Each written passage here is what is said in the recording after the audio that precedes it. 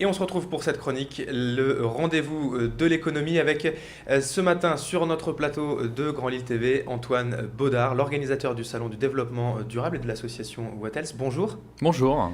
Alors ensemble, nous allons donc parler de ce premier Salon du développement durable qui aura lieu donc ce week-end à Lille. Pourquoi avoir organisé ce salon à Lille? Quel est l'intérêt finalement? Alors écoutez, on est vraiment dans l'actualité. En ce moment, on est en plein débat sur l'énergie. Mhm. On voit toutes nos factures augmenter de mois après mois. Donc c'est vrai que le développement durable, aujourd'hui, est intégré dans le quotidien des entreprises, des collectivités et de nous particuliers. Et c'est vrai que quand on voit un petit peu les factures qui augmentent, on a besoin de l'intégrer dans nos comportements. Donc, qu'est-ce qu'on va y trouver finalement? Des professionnels du développement durable, de ce qu'on peut faire avec une maison HQE, haute qualité environnementale, c'est ça, on va trouver ces professionnels-là? Très bien, oui. On va trouver des professionnels de l'habitat, donc des architectes, mais aussi des prestataires sur des poêles à bois, par exemple, qui vont derrière vous conseiller sur quand vous avez un audit et que vous vous rendez compte que vous avez une maison qui consomme énormément d'énergie, tout un système, un plan d'action pour essayer de réduire un petit peu la consommation d'énergie chez vous. Alors, il est possible pour tout à chacun de commander un audit justement comme ça des économies d'énergie qu'on peut faire dans sa maison? Oui, effectivement, vous avez des professionnels qui sont spécialisés sur l'audit et vous classez votre maison pour vous dire, voilà, aujourd'hui, votre maison consomme très peu, elle est plutôt HQE ou au contraire, il faut faire les travaux nécessaires si vous voulez pas que vos factures d'énergie augmentent comme ça tous les ans. Mais alors, par exemple, ce genre d'audit, ça coûte pas trop cher finalement? C'est pas contre-productif, non? C'est quelque chose qui est rentable? Oui, oui, c'est quelque chose qui au final va se réintégrer, va être amorti très facilement dans la mesure où les économies d'énergie vont se faire ressentir dès les premières factures. Alors, ça se passe justement comment? À partir de combien de temps le développement durable pour une maison de particulier, ça peut être rentable? Parce que forcément, d'installer tous ces nouveaux matériaux, ça peut coûter de l'argent. Mais au final, même si la facture d'énergie baisse, c'est à partir de combien de temps qu'on peut en profiter? Alors, il faut quand même savoir qu'aujourd'hui, les collectivités investissent beaucoup sur le développement durable. Je vais prendre l'exemple de la ville de Lille, même si d'autres villes le font aussi, mais aujourd'hui, la ville de Lille met en place des primes pour les propriétaires dans dans leur achat de leur investissement sur du ravalement de façade, ou s'ils souhaitent investir sur du photovoltaïque, ou encore des systèmes, mettre en place un système de récupération d'eau de pluie. Voilà, vous avez les collectivités qui vous accompagnent avec des systèmes de primes. Donc l'amortissement se fait d'autant plus rapidement aussi. Ça coûte pas forcément si cher que ça d'investir justement dans le développement durable. Non, non, non.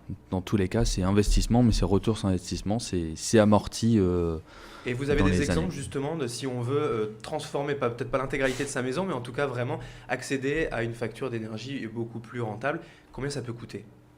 C'est très compliqué, c'est très variable selon les maisons aussi. Maintenant, je pense qu'il faut commencer par étapes. Il faut d'abord faire toute la partie fermeture, l'isolation. Je pense que c'est l'isolation dans un premier temps qui est importante. Et ensuite, regarder un petit peu le système de chauffage de la maison.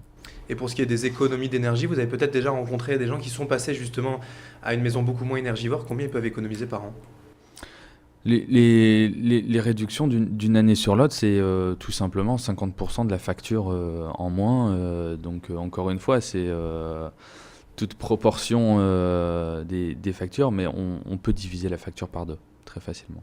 D'accord. Donc justement, tout cela, on va en parler au Salon du développement durable? Effectivement, bon, vous avez des professionnels de l'habitat, mais vous avez aussi des professionnels du bien-être, des alternatives à la mobilité autres que l'automobile, et vous avez aussi des professionnels de la gastronomie qui seront présents sur le salon. D'accord. Est-ce qu'on aide aussi également les entreprises à améliorer leur facture d'énergie pour leurs bâtiments, leurs véhicules, etc.? Mais écoutez, il y a de la prévention qui est faite auprès à la fois des collectivités mais aussi des entreprises sur tout simplement le gaspillage. Quand on regarde les illuminations publics, les bâtiments qui restent éclairés toute la nuit. Bon, il y a des politiques incitatives de prévention, d'information pour leur demander tout simplement de couper la lumière la nuit et de réduire aussi leur facture. Oui. Mais les patrons d'entreprise sont forcément aussi intéressés. Vous en rencontrez régulièrement. Les entreprises du nord de la France, par exemple, sont-elles aptes et ont-elles envie finalement de passer au développement durable?